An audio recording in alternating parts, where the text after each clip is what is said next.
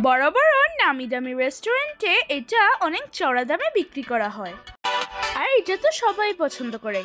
আর বাসায় যদি এভাবে বানানো হয় তাহলে রেস্টুরেন্টে যাওয়ার কোনো কথাই নেই।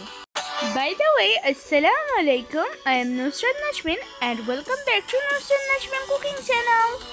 প্রতিদিনের মতো আজকেও আপনাদের সামনে আমার আম্মু হাজির হয়ে গেল একটা ইজি রেসিপি দিয়ে। সেই রেসিপিটা হচ্ছে শিক গ্রিল। আপনারা বাসায় এরকম ভাবে শিক গ্রিল বানিয়ে ফেলুন। আমার আম্মু আপনাদেরকে প্রমিস করেছে বাচ্চারা রেস্টুরেন্টে যাবে না, সাথে বড়রাও রেস্টুরেন্টে যাবে না।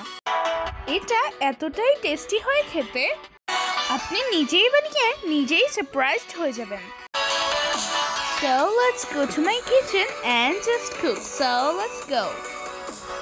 আমার আম্মু এখানে গোটা 2টা মুরগি নিয়েছে এবং আমার আম্মু লবণ এবং ভিনেগার দিয়ে এটাকে আধা ঘন্টা রেখে দেবে।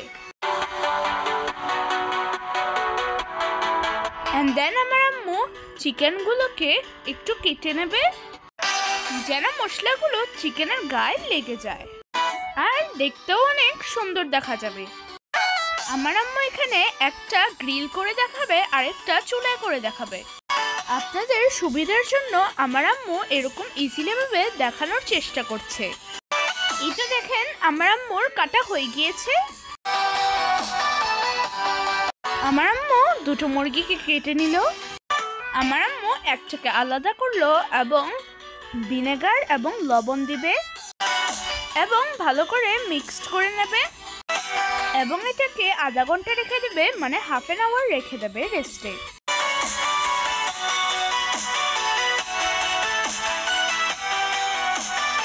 আমার আম্মু গ্রিলের জন্য একটা মশলা রেডি করবে।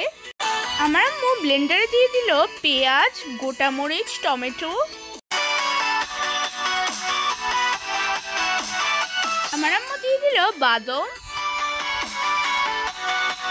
আমার আম্মু একটু দিয়ে দেবে ফ্রেশ ইয়োগার্ট, মানে টক দই দিয়ে দেবে। আর দিয়ে দেবে কালো গোলমরিচ গুঁড়া 1 টেবিল চামচ, দিয়ে দেবে জিরার গুঁড়া, ধনিয়া গুঁড়া 1 টেবিল চামচ, দিয়ে দেবে মরিচ গুঁড়া 1 টেবিল চামচ,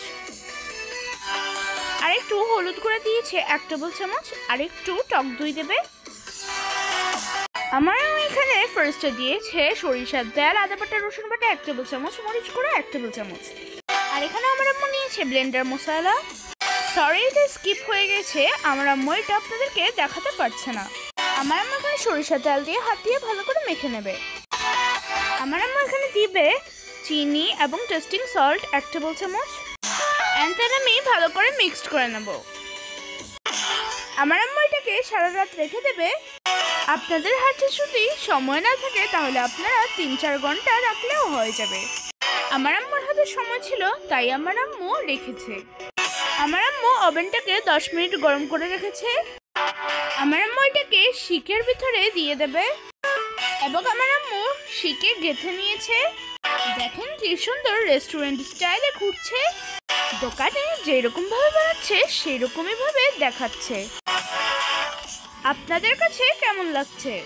ওভেনটাকে লাগিয়ে আমি 180 to 40 থেকে বেক করব। কে কোথা থেকে আমার আম্মুর ভিডিওটা দেখছেন অবশ্যই কমেন্ট করে জানাবেন। আমার আম্মু মশলাটা চিকেনের গায়ে ব্রাশ করে নেবে। যে মশলাটা বাকি ছিল সেটাই ব্রাশ করে নেবে। আমার আম্মু তেলটাও ব্রাশ করে নেবে চিকেনের গায়ে, আর বাটারও ব্রাশ করে নেবে। এই রেসিপিটা বাসায় অবশ্যই ট্রাই করবেন এবং আমাকে কমেন্ট করে জানাবেন আপনাদের রেসিপিটা কেমন হয়েছে।